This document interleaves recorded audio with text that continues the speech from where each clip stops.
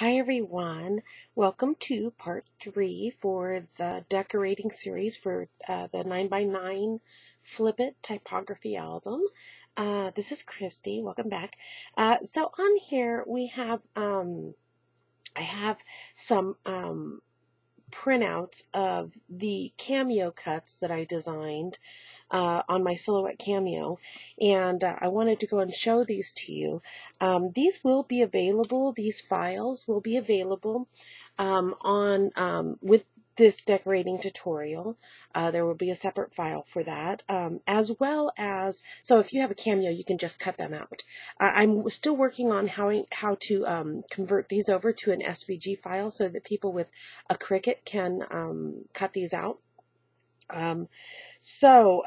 But there is one other alternative, and that is, well, actually two. The third alternative to cutting them out on a Cameo or waiting until I get the SVG done, which might already be done, depending on when you receive this video, is that you can have me pre-cut them for you. Now there's quite a few pages on here, and they will be, you can buy them as a group. I think it's going to be about $11 if you want everything cut for you, or you can do it like a la carte. If you only want a specific page, you can have just that page, or just page 1 and 5 and 7, or 3 pages of page 5 if you really like an image, whatever you like. And so it'll be a la carte as well. And the fourth option is that this will be available in a Word doc. And I'm going to try to make sure that that is that you can print that out, and you could print it out on some heavy cardstock, and then you could cut it out and use that as a template to cut it out of your paper. So even if you don't have a digital cutter at all, and maybe you live out of the country and can't afford the international shipping to have me do it for you, there's still a way to make your album nearly identical to what I have. So those are the options, and I chose to do this. This is one of the reasons why I had to remake the album, is because I wanted to make sure that I wasn't using a bunch of dies that people couldn't find anymore, or that you didn't have to go out and buy $3,000 worth of dies. I actually did, the first time I cut out about 30 different dies, I think it was, and so if you do the math, that's probably about $600 worth of dies. But and of course you wouldn't be able to find a lot of those, so I opted to go away from that and design my own so that it would be available to more people than just the people who purchased the full pre-cut kits from me. Anywho, okay, so let me go ahead and show these to you really quick. So I had to give you the little background on that. So here are some of the little notebook edge cuts here that are for the my anti-gravity waterfall, which, you know, you could make it a regular waterfall if you'd like. So here's some more cuts on that, 2 more pieces here. And these notebook edges go on the inside. They make up the pockets for the inside, front, and back cover. And then we have these beautiful scrolls on here. Now I know that these look very delicate, and I personally would think that nobody would want to cut these out, but I do fussy cutting, and I know a lot of other people do fussy cutting, and I've done fussy cutting that is far more detailed than this. So I'm going to go ahead and make sure that those are included. Now, they're pretty much only for those who enjoy fussy cutting. And again, I would, you would just cut them out on the white, and then, you know, color them black. You would just paint them black. That would be the easy way to do it. But look how pretty those are. So all of these images I designed, except for this one. I purchased the commercial rights for this one. But the rest of these, I've learned how to design the images on my own. And it's been quite a learning experience. And it's taken me a long time because I'm new to it. But look how cute these are for the little tops for the clipboard. Super cute. And these are for our labels, to our titles. Super cute stuff. Here's our flowers, and of course, you know, if these are pre-cut for you, you'll have the option of getting the whole sheet in white, or if you want them cut out in the actual papers. Let me show you. If you want them cut out in the colors that I have, see, you would have, these would go here and here and here. Now, if you have them cut out in the colors, oh, I'm missing one. Oh, here it is. Here's the gray. Okay, so if you have them cut out in the colors, I have to run through these, what, 1, 2, 3, 4, 5, 6 pieces through individually. And so that would be $3 for this page, just because I have to run through 6 different colors here. If you just want it white, it's $2, but something like these would only be like 75 cents to cut them out and send to you. Like that. So it depends on how much wear and tear is going on my blade and my mat and how long it takes, is basically how I'm coming up with the pricing schedule for these to be pre-cut for you. But of course, this is included in your video series. So if you have a friend with a cameo, or if you're lucky enough to have one for yourself, you don't even have to worry about that. So we've got a key in the background to the key, and we've got some great photo slides here, some old-fashioned photo slides, a large stamp that is designed just to fit the cut apart. Here we have some pediments. There are some extra. These up here are extra. These are the ones that we're going to use. We're using 6 different designs here. So there's those, and I just love these. These, I think, probably are about my favorite. I designed my own mini envelopes, and on here, I personally do not like the kind of perforated dashes that the Cameo makes. I don't like those little cuts on there. I prefer to score it myself. So I've included both, for those like me who would prefer to take it to my scoreboard, these. And if you want to go ahead and have them done on your Cameo, you can use this. So, again, these are all on Cameo files, and I just printed them out from here.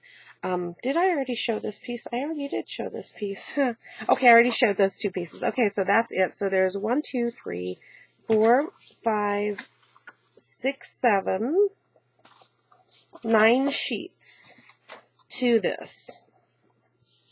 So there's 9 sheets to all of the pieces that go in here, which is a lot. It took a long time to get it done, but I think that they work really well in here. And like I said, you don't have to worry about finding the right punch or finding the right die, and it's all in here. And a lot of these pieces are very universal, so I could absolutely see using these same pieces with a completely different paper line in a completely different album and just resizing them. So yeah, so there's that, and let me go ahead and show you. Let's see, where are my pieces? Are right here. So here's what they look like when they are cut out. Okay, so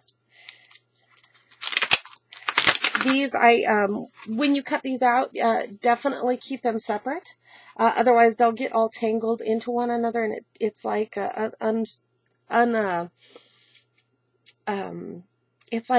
it's like the Christmas lights. It's terrible. You have to go through and untangle them, and they're horrible. Except for these can rip. You can't just pull on them. So I definitely recommend that as soon as you pull them off your mat, that you put them straight on here. And you can see on here I put 3 strips of ATG down here to hold these, just to tack them in place. And you know, as soon as you pull them off your mat, put them on here until you're ready to use them. And if you've purchased these pre-cut from me, this is exactly how they'll come to you. And you want to keep them on here until you're ready for them. Trust me. Ask me how I know. That's one of those. I've made that mistake a couple times already of not keeping those organized. They're even, when we paint them, which we're going to do later, or you have the option to, even then, they're still, it strengthens them, but they're not indestructible, and they still are. They get very tangled up. Okay, so on here is, let me go ahead and show you. You see, here's the difference between those little envelopes. You can see on here, this one has its perforations on here, and this one's ready to be scored. So there's both options there. So let me just go ahead. So there's our envelopes, and here's all of our pediments, our little toppers. And these are our little slides. How adorable are these? I love these little pieces. Here's our stamp.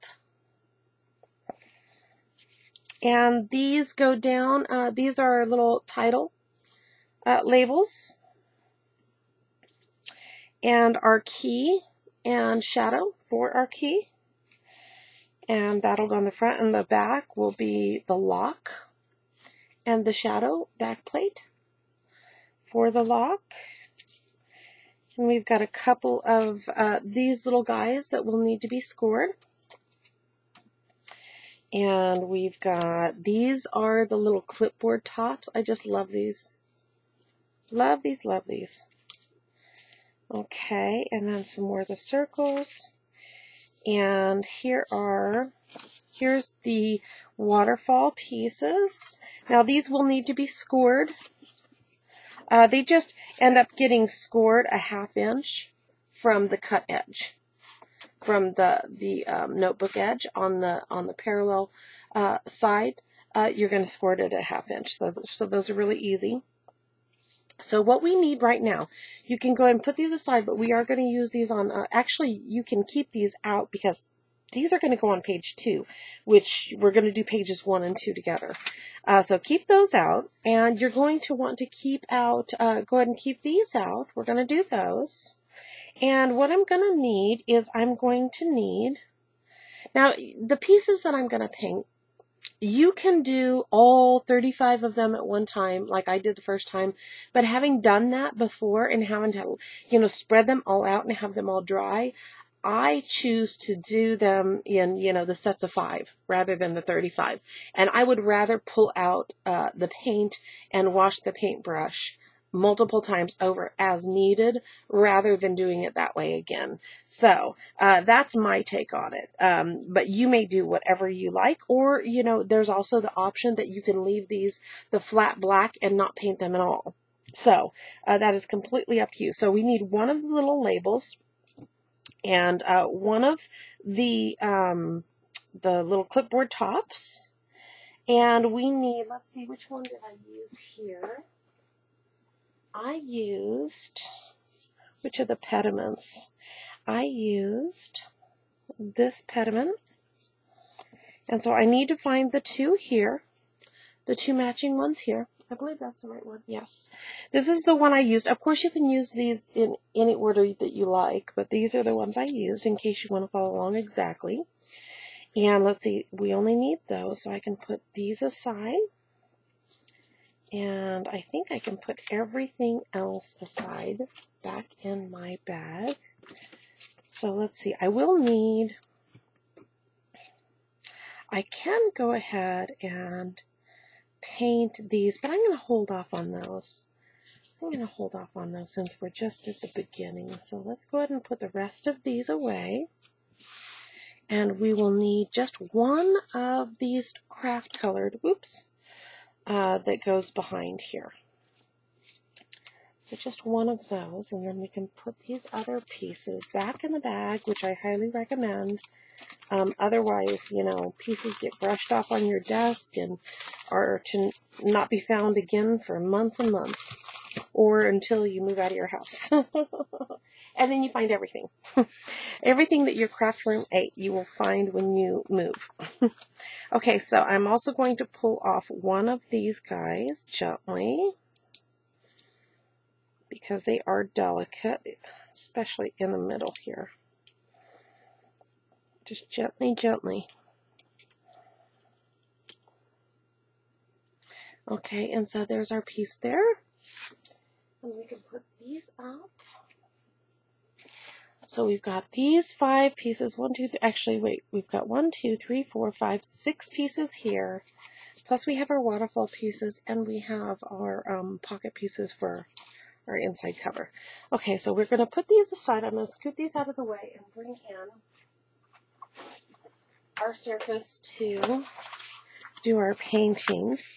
Now you can go ahead and you can do it on this mat. I prefer to do it on the glass mat, which is this one, but it gives a terrible shine to it. So I don't think I'm going to use this one. I do prefer it though because it doesn't move around when I'm trying to paint something. It's not moving around on me, and it's really easy to clean up, and I'm just very used to it. And I can cut on it, and I don't have to worry about damaging it at all. So let's go ahead and see. I'm trying to keep this from going out of focus on me. So what we're going to do is I'm using the apple barrel. This is the gloss. This is black gloss. Now, if you wanted to use just the regular acrylic, it's going to look kind of like chalkboard, which if that's a look you like, then you can go with that. But I will tell you that the chalkboard is not going to give the same effect when we go to make them look like metal. And speaking of making it look like metal, I'm going to be using this. This is Folk Art. This is the metallic Inca Gold, I-N-C-A. Inca Gold. Just one of those is going to last you a long, long time. And I also used, let's see, I used the Folk Art Gunmetal Gray here. So this is the Gunmetal Gray. So these are the 3 paints that I'm going to use. And I still haven't tested it, and I will update you. But I do believe that you could use, I might go ahead and test it while we're at it. I do believe that you can use a Mod Podge hard coat finish.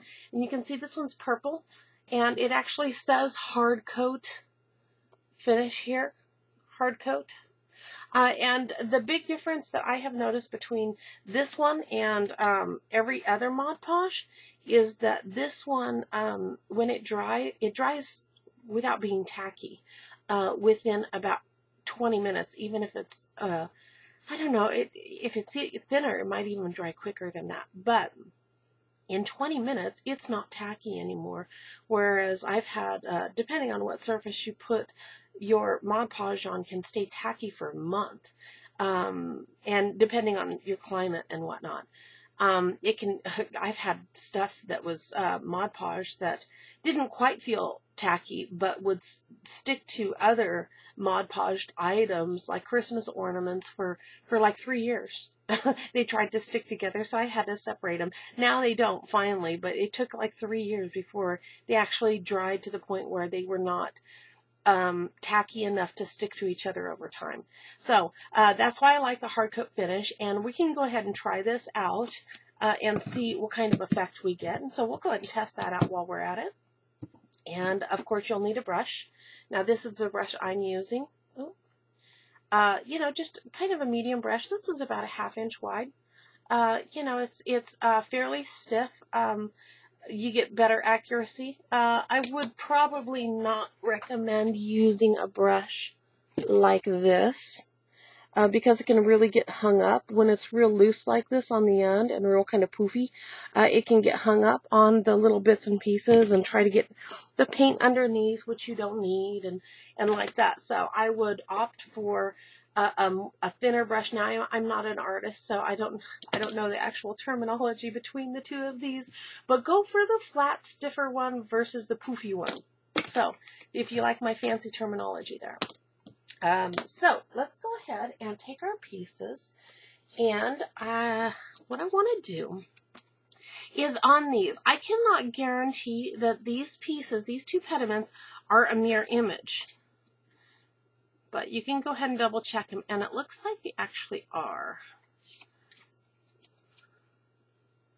You know, I start moving these around and changing them, and I'm always, yeah, they look like this one looks fine, but always double check your pieces to make sure that there's not a front and a back when you're trying to piece them together. So these look like they are fitting together just fine, so you don't have to mark which one is front and back.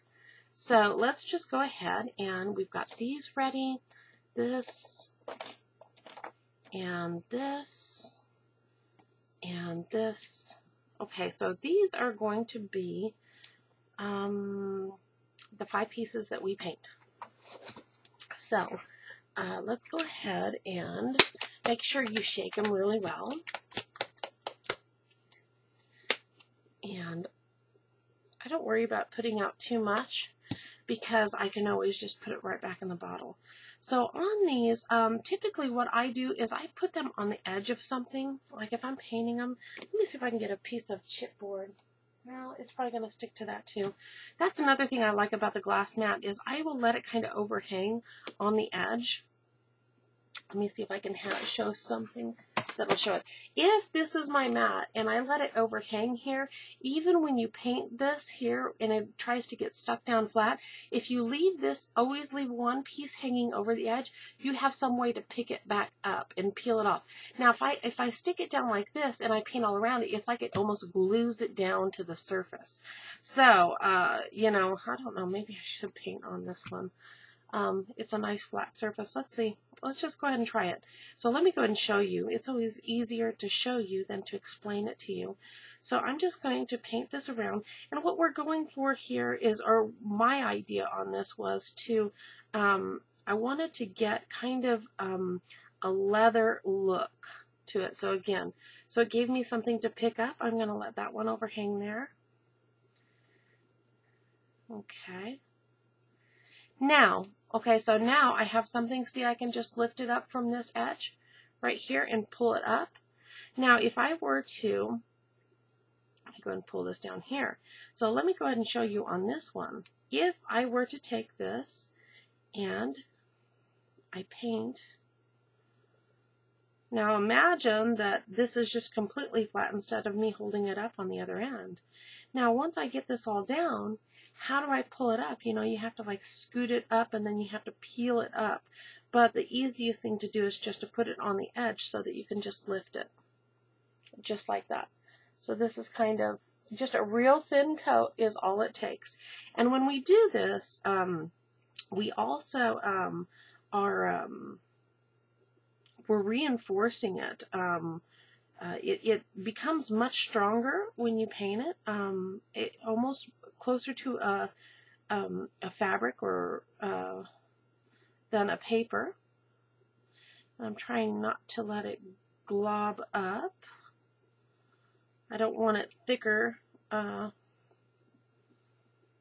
just want a nice thin coat, a nice consistent thin coat. So it will, oopsie.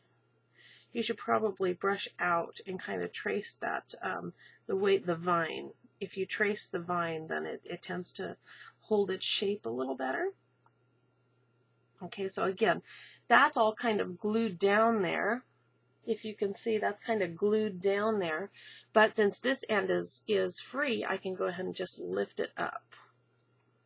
And you do want to lift it up rather quick because you saw it already started to want to dry like that. And I would absolutely recommend that you use the craft mat to go ahead and dry on there. I'm spreading this out so that it's going to lay flat.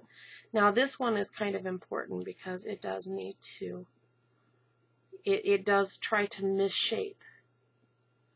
So I'm just going to go ahead and push it down to tack, and I won't have any problem getting it off of this mat. I don't want to paint it on there and leave, because if there's overlap on there, if I paint it and leave it like all this paint around it, all that paint is going to stick to this. So you don't want any extra paint overlapping. I'm doing kind of a dry brush over this to make sure that there's no excess paint, because you'll end up having to remove that. Okay, so before I go further, I'm going to make sure that I can clean this up. If I can get one of my wet wipes here. I want to make sure this does not clean all that well. Of course, it's not meant for that, but I did want to demonstrate what it looks like when you put it on the edge to paint it. Then it makes it a little easier. So Boy, that really stuck on there good, didn't it? Yeah, this is definitely not a good painting surface, but it was a good demonstration surface, and so I'm just going to go ahead, let's get off the majority of that, and I'm just going to take, whenever you have something that has some paint on it and you're not going to be able to get to it right away, like I am not now, all I'm going to do is I'm just going to set this on top of it and I'm going to keep it moist, and that way when I'm ready, it's not going to have a chance to dry any further on there, and so it'll be easier to clean up at a later time. So I'm going to just put that aside, and I just put this right in my paint. This is just a comedy of errors today, isn't it? Okay, so we have a couple of our pieces there. Now on this one, I'm just going to hold it up so that I don't have to peel it off. Okay. And again, you want nice even brush strokes, and you don't want any kind of, if there's any kind of texture that's coming off of your brush, you want to make sure you get rid of that.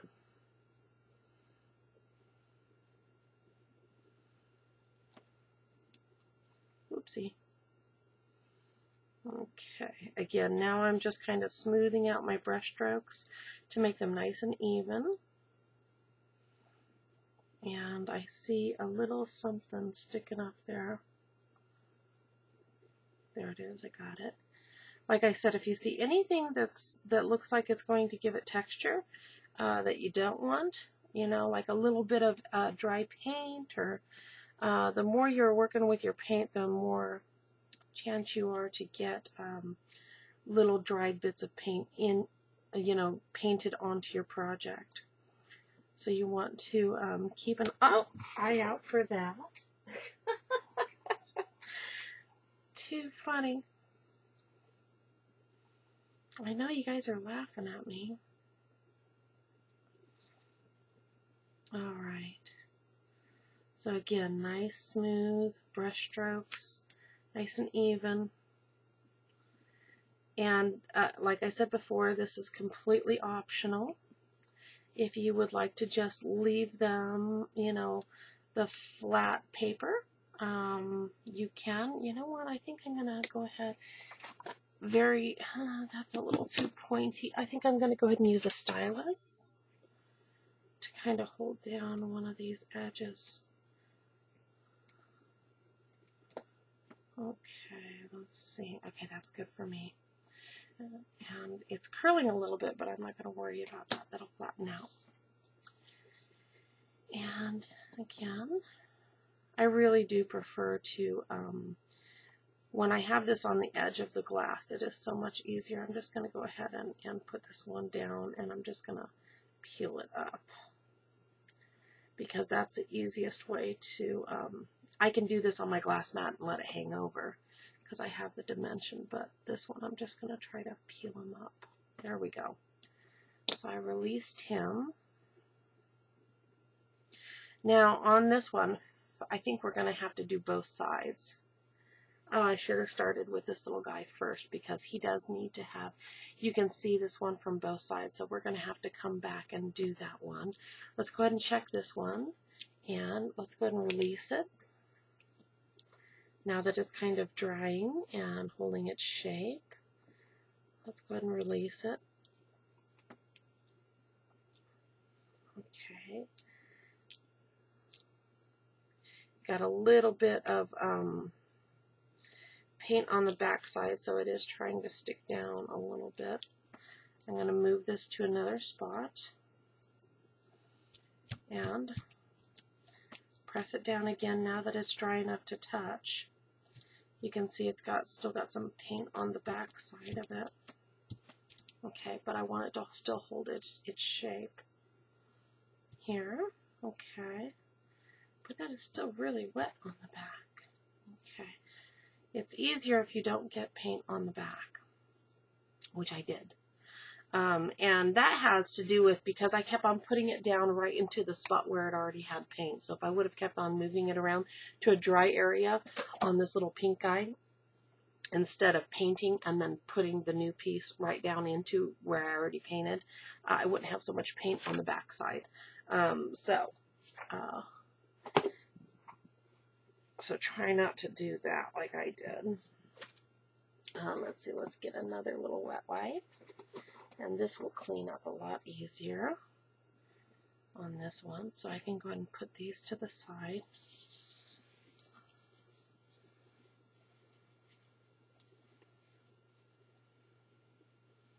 Okay. I added a bunch of water to my wet wipes because they started to dry up on me. And now they're really, really wet. But it does help to release the dried paint. And we'll get a dry one.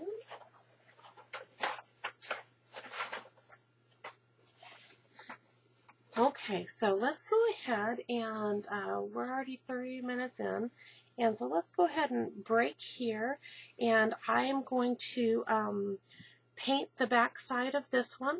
So when you go to do yours, do this one first, and by the time you get to your last one, it should be dry enough to flip it over and do the other side. So I'm going to do this other side of this one and let it dry, and then we're going to come back and we're going to start assembling our inside covers and pages 1 and 2.